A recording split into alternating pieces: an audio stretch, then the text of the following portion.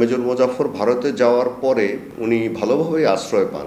যতটুকু জানা যাচ্ছে যে সে দেশের গোয়েন্দা সংস্থার ছত্রছায়াতেই উনি ছিলেন। ভারতীয় পাসপোর্টে আপনার মধ্যপ্রাচ্যের দেশে গিয়েছেন, কাতারে গিয়েছেন, এটা জানা গেছে। তারপরে আপনার থাইল্যান্ডে গিয়েছেন, যেটা জেনারেল মইনুল হোসেন চৌধুরী।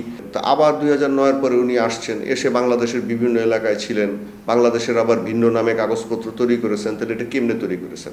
জেনারেল মাসুদউদ্দিন চৌধুরীও রক্ষী বাহিনীর কর্মকর্তা, আর এই মেজর মোজাফফরও রক্ষী বাহিনীতে ছিলেন। এখানে তাদের সাথে একটা সখ্যতা থাকতে পারে। এটা অবশ্যই একটি সুপরিকল্পিত হত্যাকাণ্ড।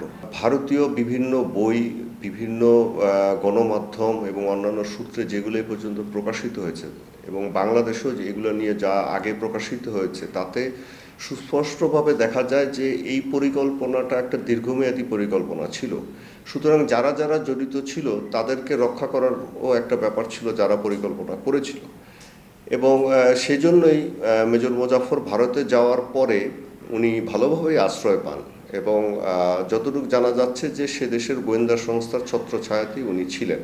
তার কারণ, বাংলাদেশ থেকে একজন রাষ্ট্রপতিকে হত্যা করে ওই দেশে গিয়ে সাধারণ কারো এরকম একজন অপরাধীর পক্ষে নিজের থেকে আপনার পরিচয়পত্র বা অন্যভাবে এই অন্য কাগজপত্র জোগাড় করা, পাসপোর্ট জোগাড় করা সম্ভব না। ভারত সরকার সেটা দিবে না, কারো সহায়তা না, সরকারি পর্যায়ে সহায়তা না থাকলে।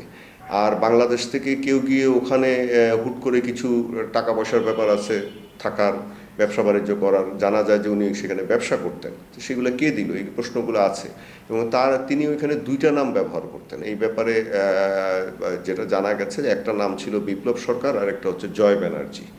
এই দুইটা নাম ব্যবহার করতেন, এবং কোন নামে উনি পাসপোর্ট নিয়েছিলেন তা আমি বলতে পারবো না। তবে উনি ভারতীয় পাসপোর্টে আপনার মধ্যপ্রাচ্যের দেশে গিয়েছেন, কাতারে গিয়েছেন, এটা জানা গেছে। তারপরে আপনার থাইল্যান্ডে গিয়েছেন, যেটা জেনারেল মইনুল হোসেন চৌধুরী বীর বিক্রম, যিনি আমাদের রাষ্ট্রদূত ছিলেন 1989 থেকে 1993 পর্যন্ত থাইল্যান্ডে। তিনি তার বইয়ে একজন জেনারেলের নীরব সাক্ষী বইয়ের মধ্যে উনি লিখেছেন যে মেজর মোজাফফর এবং আরেকজন হত্যাকারী মেজর খালেদ, যিনি পালিয়ে থাইল্যান্ডে গিয়েছিলেন, দুজন তার সাথে দেখা করতে এসেছিলেন।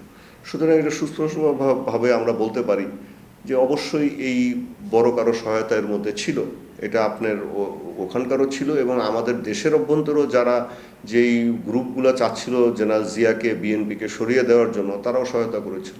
আওয়ামী লীগ কি আপনার জেনারেল জিয়ার হত্যাকাণ্ডের সবচেয়ে বড় বেনিফিশিয়ারি না?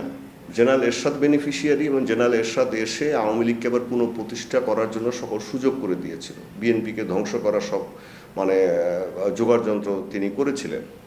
তো এখন আবার 1996 সালে যখন আওয়ামী লীগ আসেন, তখন কিন্তু এই মেজর মোজাফফর বাংলাদেশে ফেরত এসেছিলেন। হ্যাঁ, এটা যতটুকু জানা গেছে। তার কারণ আমারও এরকম রিপোর্ট ছিল, আমি নিজেও রিপোর্ট করেছিলাম দৈনিকে। তারপরে আবার বিএনপি আসার পরে 2001-এ উনি আবার তার আগে চলে যান, আবার ভারতে চলে যান। তা তখন ভারতে বিভিন্ন জায়গায় ছিলেন। তা আবার 2009-এর পরে উনি আসছেন, এসে বাংলাদেশের বিভিন্ন এলাকায় ছিলেন। বাংলাদেশের আবার ভিন্ন নামে কাগজপত্র তৈরি করেছেন। তাহলে এটা কেমনে তৈরি করেছেন? আপনি আমি যদি একটা এনআইডি অন্য নামে তৈরি করতে যাই, এত সহজ আমাদের তৈরি করা? তো সহজ তো না। আপনার চেহারা, আপনার ফিঙ্গারপ্রিন্ট, এগুলো তো আপনার মিলাতে হবে। তো এইগুলো উনি তৈরি করেছিলেন, তৈরি করে দিব্যি উনি বাংলাদেশে বসবাস করছেন। তাই এটা তো আওয়ামী লীগের অজান্তে হওয়ার কথা না। এখন ব্যাপারটা আসে যে জেনারেল মাসুদউদ্দিন চৌধুরীর ব্যাপারটা। এখন এটা তো পত্রিকায় আসছে যে এটা পুলিশের বরাতে বলা হচ্ছে, মানে যারা আটক করেছে তাদের বলাতে বলা হচ্ছে। এখন এটা তদন্ত সাপেক্ষ ব্যাপার। আসলে জেনারেল মাসুদউদ্দিন চৌধুরীও রক্ষী বাহিনীর কর্মকর্তা, আর এই মেজর মোজাফফরও রক্ষী বাহিনীতে ছিলেন। এখানে তাদের সাথে একটা সখ্যতা থাকতে পারে, এবং এটা ভিনদেশি ব্যাপারও থাকতে পারে। ওই চক্রের একটা ব্যাপারও থাকতে পারে যে তারা হয়তো অনেক আগের থেকেই একসাথে ছিলেন কোনো বিষয়ে। বা মাসুদউদ্দিন চৌধুরী যখন আপনার 1/11-র পট পরিবর্তনের পরে আওয়ামী লীগের সাথে আরও ঘনিষ্ঠতা ওনার বৃদ্ধি পায়, সেটা তো বাংলাদেশের মানুষ দেখেছে যে উনি আপনার আওয়ামী লীগ আমলে এমপি হয়েছেন, জাতীয় পার্টির থেকে বিনা ভোটের এমপি হয়েছেন। এই যে গত 24 সালেও উনি মনে এমপি হয়েছেন নির্বাচনে, এবং ব্যাপকভাবে সুবিধা পেয়েছেন, ব্যবসা বাণিজ্য করেছেন, ঢাকাতে থেকেছেন, আপনার বাড়িধারা ক্লাবের সভাপতি হয়েছেন। তো সুতরাং এখন এটা আরও, এই যে বললাম যে স্বাধীন একটা তদন্ত কমিশন যদি গঠন করা যায়, তাহলে হয়তো এই জিনিসগুলো আমরা, এই মিসিং লিঙ্ক যেটা বলতেছি, যে এই জিনিসগুলোকে আমরা মানুষের কাছে জানাতে পারবো।